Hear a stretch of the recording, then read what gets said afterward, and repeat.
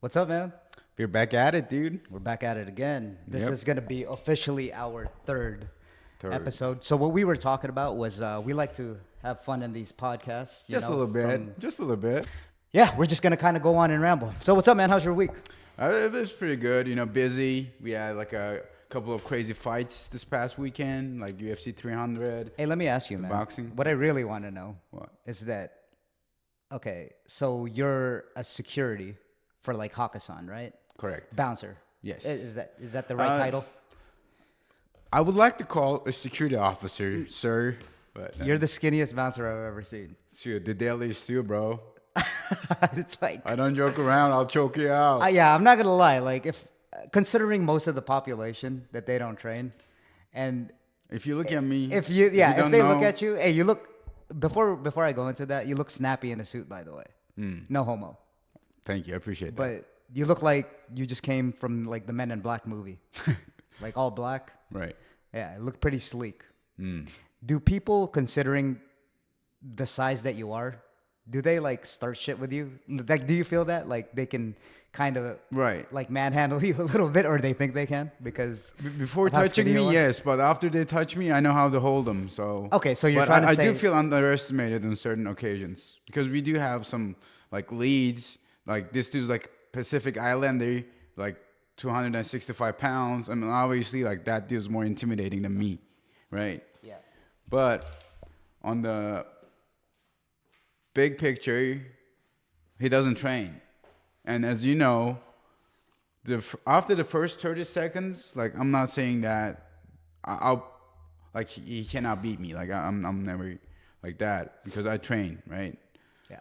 But if I can survive, I mean I wouldn't say survive, but if I don't get hit for the 30 seconds or whatnot, I'll just block it, bro. Like this is what I would do. Honestly, if I'm fighting that kind of a bigger guy, I would just like like head movement a bit more like technical. Yeah. Because because after he swings the 30 seconds, nah. Now it's on. Oh, okay. Now Like, it's on. you mean so- he's just gonna get tired, and then you're just gonna run rampant on him, I guess. I mean, obviously, like knocking someone out in a street fight is not the best case because you're gonna get sued probably, and I don't want to deal with a You lawsuit. should probably avoid that at all I would costs. rather choke him out, honestly. Okay. Like I would rather just put him to sleep. Yeah, but what if he was like some fucking like brown belt or some like crazy black belt? You know what I'm saying? Right, that- because like, come on, you just never know. Yes. And nowadays, we do live in the fight capital of the world, That is true. right? Yeah. And everyone, I see UFC fighters all the time. yeah, everyone and their mother kind of trains now trains because of how the emergence of how big the UFC is getting. Right. And everyone's just hyped up for it, and they're like, oh, what do that? So it's almost like you just never know. Right. But still, most people don't train. Yeah, it's true. Right. That's But living in Vegas definitely has its ups and downs when it comes to fighting. Because you do train with the top tier talent, like when I was training at Syndicate, or like, I'm training with Johnny at Johnny's place, whatever. Nas, all these guys, like they're gonna be big in the future. Oh yeah, that's for So- sure. Okay. So, do you like working at nightclubs? Dude, I Tell love me, nightclubs. what's the pros of working at a nightclub? The pros Yeah. is that I like EDM music at first. Like I like enjoying Of electronic course, you're music. Eastern. You're like fucking European, dude. I do enjoy the Okay. music, the DJs, the vibes, like the vibes that they bring to the club. And I met with some high-profile people too at the club, because I usually hang around the tables area, which these guys, they're like loaded. Like these guys bring 50 bands to the club, like cash, $50,000, like $10,000 stacks. Like I'm like, okay. So, you got the rub elbows with those guys, and that's always a perk.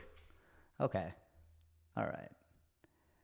So, what's the craziest thing that you've ever seen, like at being a bouncer at a nightclub? But basically, people are having sex on the dance floor. I mean, I have to kick him out. They are having sex on the dance Yeah. floor, pretty much. Right? Yes. Like full on sex. Yes. Like pretty much. Yes. Interesting. Yeah. Okay. Well, I mean, I guess that's kind of like. I mean, it started with the dude fingering her. Like, I saw that. And then they went into the restroom to like actually have sex, Yeah. and then we had to kick him out basically. So you kicked them out after they had sex, going to the bathroom. I Like, don't know. you I mean, waited for obviously, I them? wasn't there, so I don't know if they finished. But, but Come on, man. like when we Give me knocked details. the door, you couldn't see her going up and down In the bathroom. in the bathroom, In the men's bathroom or women's bathroom? men's bathroom. Oh, really? Yeah, Interesting. right. Wild, huh? Yeah, it is. Yeah. It is because just like get a room, you know. You know, I've never been back in my younger days. I've never been the club type. Although I did go to my clubs, considering my environment. You know, a lot of my friends went, but I thought it was just something you had to do in this city. But most of the time, I just get really fucked up and pay for overpriced drinks, Right. You do pay. and I just get I just get fucked up, and then thinking I was like fucking cool to be in a club where it's like I'm just kind of wasting my money. Right. For some people, it's cool. I mean, they like to dance. I understand that. Right. And that's kind of like their scene. You know, they get in the moment of things. I know it's like a status kind of thing. It's kind of like, yeah, bro, check it out. You know, all this money I got. And We dropped $5,000. look I'm at like, where we're okay, at. So yeah, right. Yeah, fucking Calvin Harris, what's up? Yeah, basically, yeah. But like you said, it's like social status, right? Like social interactions with people. You know, like if you know a DJ, then like, and that's the coolest guy in the club, right? Yeah. Then like your social status like increases in your mind at least. Yeah, speaking of which, it's a good segue to get into it. You know, I like as human beings, evolutionary wise, status is everything. I was reading this book by Will Storr. It's called The Status Games. And it had this story about yams, like who could grow the biggest yam. Wow. As ridiculous as that sounds back in the old days, it kind of showed that you had like the bigger farmland. Like you were efficient in growing yams, and that's how you show your status off. There was no social media back then. Exactly. And no matter how ridiculous that sounds, Right. I'll bet you back in the day they took it to like a high standard of who could Probably. grow the biggest yams, which is crazy, right? Right. But then that just proves like the cars that you drive, the money that you have, the metrics that you show, the external metrics that you show, kind of show like, since it's quantifiable, like you could see it and you could count it, it's kind of like what I guess it measures how big your dick is. Right. It comes to that at the end of the day, right? Yeah. I guess you have to have some sort of that, because I was listening to this podcast and it was talking about how most young men are depressed just because of the lack of status. It was talking about how most men in their younger like 20s, 18, you know, younger 20s, they don't necessarily make a lot of money. They're not really in use within their tribe. Like they're pretty much useless at that point because they're still trying to find their way. Women don't really like them just because they can't really provide anything. Right. Not just money, but wisdom. And yeah, that's why I thought it was interesting. And that's part of why a lot of young men are depressed nowadays, is because they just have nothing to offer to the world yet. They're valuable commodities in the long run when they start building themselves up. Right. But as of that age, when they're still trying to grow up and find their way, they're completely invisible to women, to, you know, other guys, like to kind of have like camaraderie and all that. Like I found that like very fascinating. And right now, 'Cause that's how I used to feel. right now, like in the modern world, like it's so distracting. Like it is actually hard. Like to sit down and open a book. Like those things are getting harder and harder by the day because of social media, like TikTok, like shorts. Our attention span is getting lower and lower every day, basically. And if you play video games and eat junk food, drink soda, and watch porn, like that's just stay indoors all day, no sunlight. Like that's a recipe for disaster. Which is kind of weird because I understand that reading book, you know, takes a certain amount of energy to kind of do because it's so boring, like at first. But it's kind of crazy because we live in an information age. True. So it's you can look at YouTube and learn anything, right? But then we choose to kind of use that into maybe watching like 4 seasons of whatever fucking show that you're trying to watch, which isn't a bad thing. I get it, you know. Use it if you like to do it. Then I guess the quote of if you like to do it, it's not wasted time.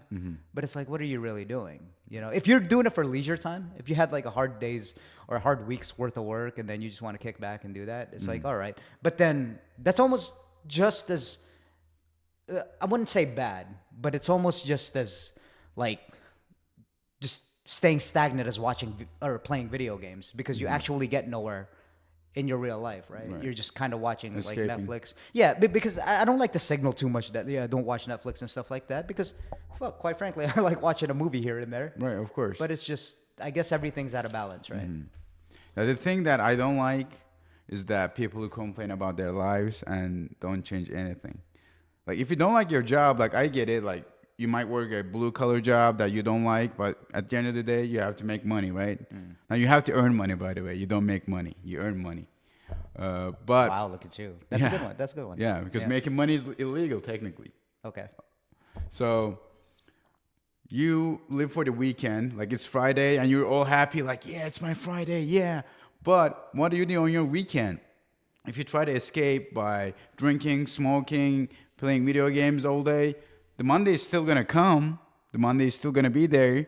So not having time is, I think it's complete bullshit. Like not having time. Like if you want to change something, you'll find time to do it. That's how I see it, at least. I was listening to this a YouTube channel called Healthy Gamer GG, and he's pretty much a Harvard psychiatrist, and one of his specializations is addictions. And one of the reasons why people get addicted, just one of the reasons, but why people get addicted to substances is that they don't like their own reality when they're sober. Right. Which it kind of blew my mind because it makes a lot of sense. True. I used to be like that. I'd want to get out of my head, and then I just want to get the fuck away from like thinking about work or thinking about the shit that I'm not gonna do the next day. Right. And I'd just be like, oh fuck it, man. I'll just like have, I'll just take a couple shots of fucking whiskey, forget about, forget about everything. But you actually don't learn anything, obviously. Right. And yeah, it's just a lot of people, they'll smoke weed and get addicted to not even just substances too, just mindlessly scrolling like we all do, to get away from their actual real life, which is like kind of mind-boggling if you really, really thought about it. Right. Because if you have nothing to look forward to the next morning, it makes sense. Why the fuck would you want to get up? You want to go into another reality where like you're just in your own world, right? You get into your own head and then you forget about all those problems. Right. The problem is that it's not real. This is life. Life is happening as of right now as we speak. Every moment. Every second. So it's almost like you have to grab it by the horns and kind of take control of it. And not everything's going to be perfect. No. And I don't want to be that guy to say, yeah, just fucking, if you like, fucking, show some hard work and put your fucking nose to the grindstone, then you'll get shit done. It's kind of like, no, you got to do it little by little, but you do have to be aware of the change that you want to make and actually execute on those actions. Right. But I think a very common misconception about life is that it's not just about pleasure or happiness. Life is all about stress, struggle, overcoming obstacles, the grind, like you see the MMA fighters, like we watch the crazy fights and stuff like that, but you don't see them training. Like these guys, they train 3 or 4 or 5 hours a day behind the scenes. You don't see it, but you see the glorious part. Oh my God, I wish I was a MMA UFC champion. But you don't see the struggles behind it. Like this guy, I bet like every UFC champion of all time, they felt stressed like a lot. They still do. Yeah, I mean, there's no way that you don't feel stressed. Bro, if you're a professional fighter, I bet it's more stressful than being an amateur fighter. For sure, man. even if you're like a winner, I guess you could, so to speak. Because, like, I love Dustin Poirier, man. I love the way he fights. I love the way he carries himself. And I've been following him for a while. Like, I watch his videos and stuff, just his interviews. And like, you know how he gets with his fights. Like when he lost to Justin Gaethje, he said he was in a dark place. And there's something to be said about that, And I know everyone has their own genomes and everyone gets depressed in their own way. And they go into into depression, however they go into depression.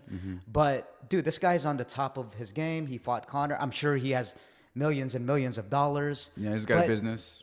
yeah, he's got businesses, Yeah. but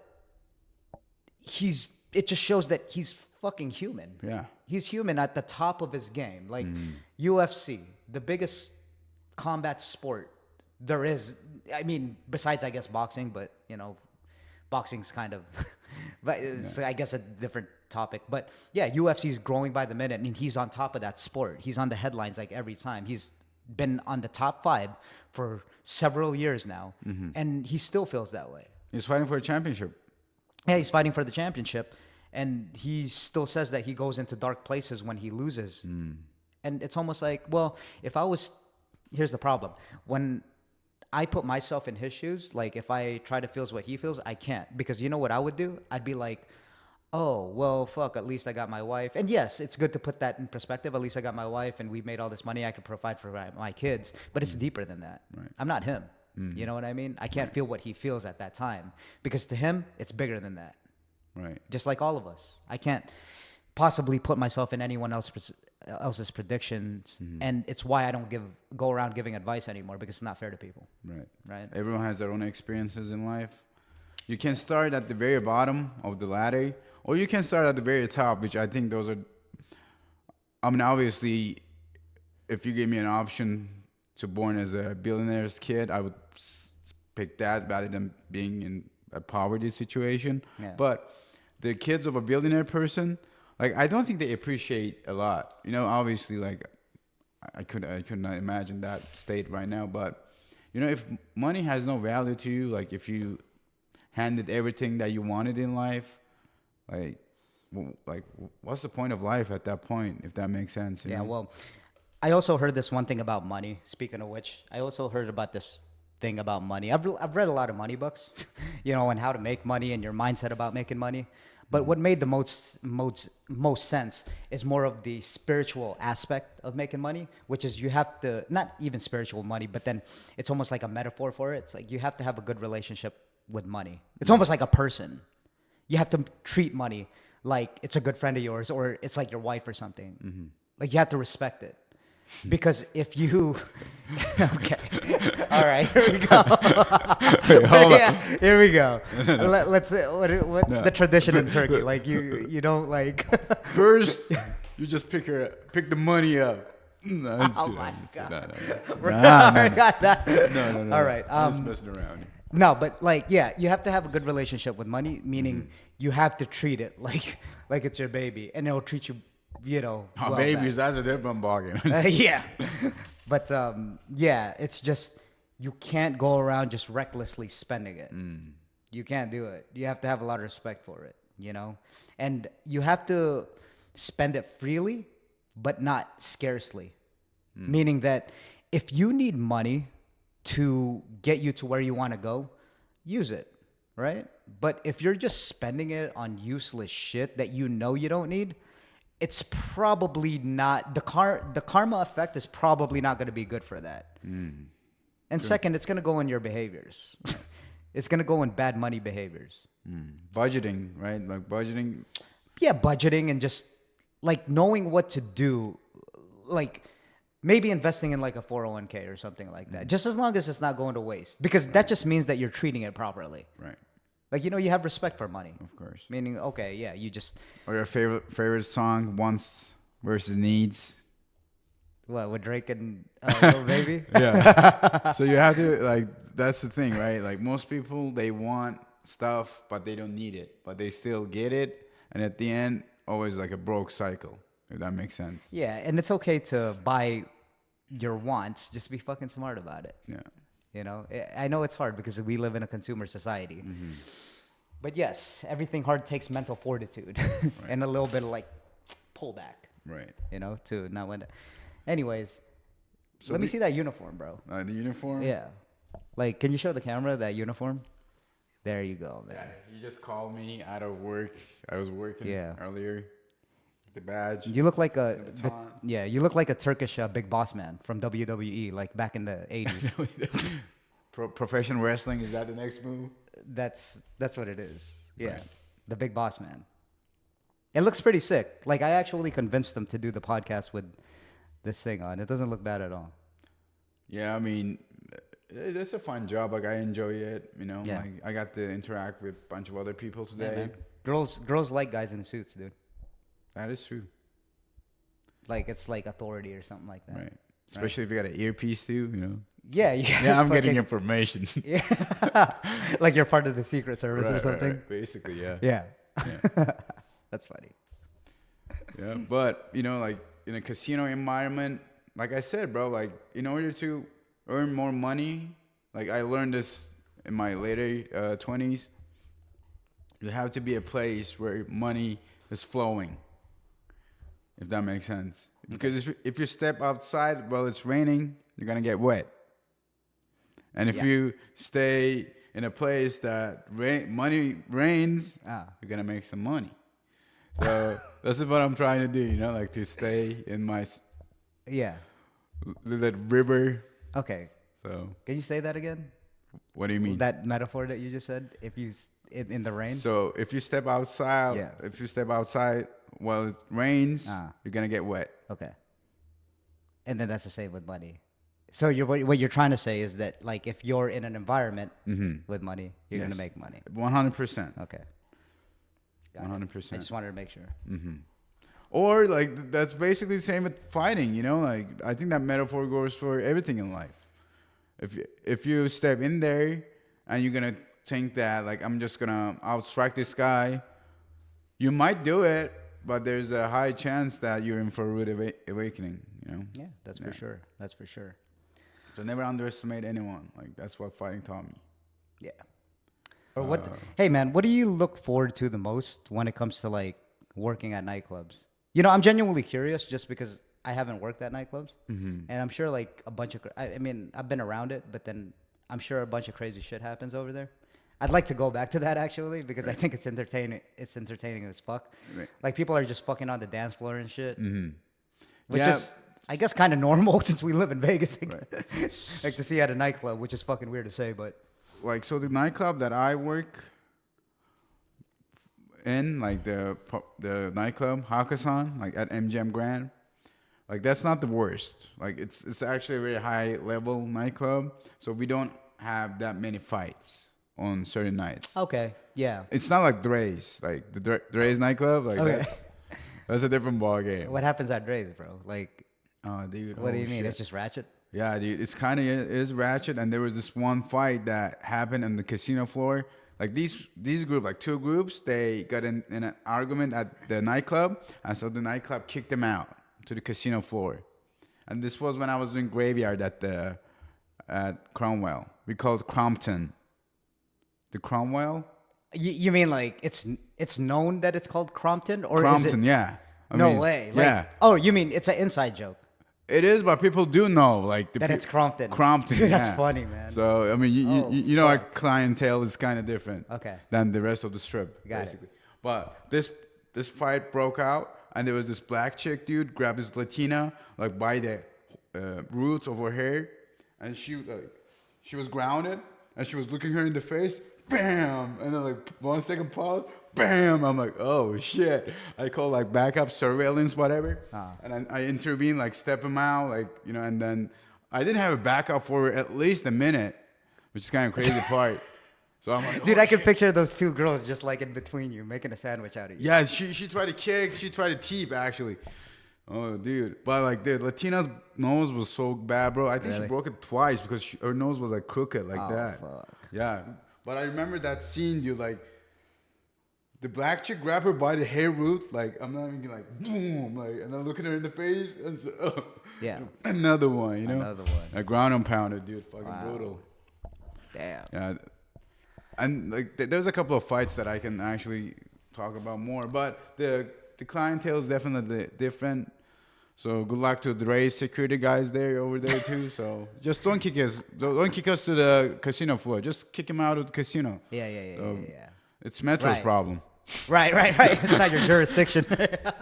Hey, I mean, Metro officers get pretty, busy too overnight. Oh, so, I'm sure. Yeah. We train with a lot of them. Right. Yeah. So you asked me like the perks of working at a nightclub, but you didn't ask me the negatives. I thought those were like two in Given. one. I thought it's like, yeah, I got to see like a fight. What are the negatives, Erim? Yeah, I got to see a fight. I thought it was like on the same No. same even kill. Okay, go ahead. Yeah. So negatives is that like I know you like to talk about the whole circadian rhythm. Okay. Like that Yeah, rhythm. sure. Like you have to wake up. Yeah. I mean, not you have to, but it's better for your mind and body if you wake up when the sun rises and when the sun goes down, you sleep. Yeah. So that actually, I do tend to like follow that. But obviously, once you start working at a nightclub, it goes on till like 4 a.m., 5 a.m., whatever. So that kind of is not in the picture. And like obviously smoking, drinking, whatever, like the environment, secondhand smoking and stuff like that. So those are the negatives. And you have to wear like earplugs, because I do care about my ear, even though I have a bit of a cauliflower. I do like to wear earplugs. How'd you get that, dude? From clinch? From jiu-jitsu. Oh, when you used to do it. Okay, gotcha. And bro, like we used to do it all the time, dude. I know. I'm just playing. The first time I got this, actually, I remember we were doing gi. Yeah. And there was this blue belt who got me in a guillotine of his close guard, and I was like on top, right? So this dude like squeezes so hard that like his gi jacket, like it just scratched this like so many times that day, dude. Like it was on fire, and then when I go home, like it's swelling up. Dude, I remember one time I was the one that injected the fluids out of your ear. Yeah, Jerry did it. You did it. Yeah, I did it myself a few times. Yeah, More than exactly. a few, like 20. That's the crazy thing, because I had to inject my own ear too, like as far as cauliflower ear, and like there's a bit of technique to it because You had to angle it. That, and then you got to drain it. When you drain it, right? It's almost like you have to let it heal a little bit, or blood's gonna keep coming out of it. So I almost, personally, for my ears, I almost have to take it out within like 2 weeks before it actually heals. Like after or before it actually hardens. Before the blood hardens in your ear, and then it makes, the cauliflower ear initially. Yeah. I have to get it before that, because I think, I'm not sure, but I think the trauma inside the ear where it bleeds out is closing. That's why it stops bleeding, and then you could take the remainder out of the blood. Interesting. So I think. Right. I'm gonna have to get like a specialist that knows. But that knows very Jerry much. would know, probably. Coach Jerry. Yeah, for sure. Yeah. But yeah, and that's another weird thing too, huh? About like people wanting to get cauliflower ear. I mean, you don't want to get it, but if you earn it, then you get to keep it. That's how I see Yeah, it. I mean, I think if you're just, it's not a bad or good thing. I guess it depends how you look at it. For some people, they'd call it like, what's it called? Like a Badge mark of of honor? honor. Yeah, badge of honor, right? And, cool. That's their way of thinking. They do martial arts, rightfully so. But I don't know if I could put a label on it. Like, Right. yeah, I want to get cauliflower ear so that, like, when I'm out in the street, then fucking people are knowing to do this. It's kind of like, well, that's pointless. It's like, what? Just get a you want to tattoo. instill fear in people for like no reason. I don't, like, when they look at you, I don't get it. Like, you know what I mean? That It's like shows if you- insecurity, actually. Yeah, if you could grapple, you could grapple. If you could fight, you could fight. I don't know. Yeah. It never made any sense. But I think it's better if, like, you're like a nerdy guy, like a skinnier guy, but if you got a brown belt or whatever, people are going to underestimate you, and then you choke them out and don't let go. Yeah, but that's for them to see. Yeah. You know what I mean? And I get it. Like, again, we're all signaling, right? We're all signaling. It's more of a status thing, because it really is. Right. That's why most people, not most people, but then a lot of them, when they're like white belts or even blue belts, they're like, man, when am I going to get my cauliflower ear? It's like, what? Personally, I guess that's a personal preference. Right. It's cool if you don't. I guess it's cool if you do. It's just a personal preference, I guess. But all right, man. But if you have just one last thing, Yeah. we have to backtrack a little bit. All right. For that couple that had sex in the restroom stall. Okay. If you're gonna have sex in the bathroom stall, just go to one with a personal one. What do you mean? In the personal restrooms, There's person. Okay. we don't have that in the nightclub, but certain play like we got that at Cromwell, or like MGM Grand has like personal, like one person ADA restrooms. For Okay, the, can for you the, s- for, tell for the us ha- that advice again? That wisdom of peace and knowledge, just in case people want to have sex in the bathroom. So just find a private restroom. The ADA ones, like for the handicapped, Yes. that there's only one person used, or family restrooms works too. All right, you want to go. So your advice, your advice is that you want to go to, instead of going to like a public bathroom, right? Yes. You want to go take space in the handicapped bathroom and then have sex there for the people that go to nightclubs and get drunk as fuck. And if you want to fuck, that's what you're trying to say. I mean, technically, two person are using one restroom, so you're making Yeah. a sacrifice on your own. So, you know. You never cease to amaze me, man. Fucking.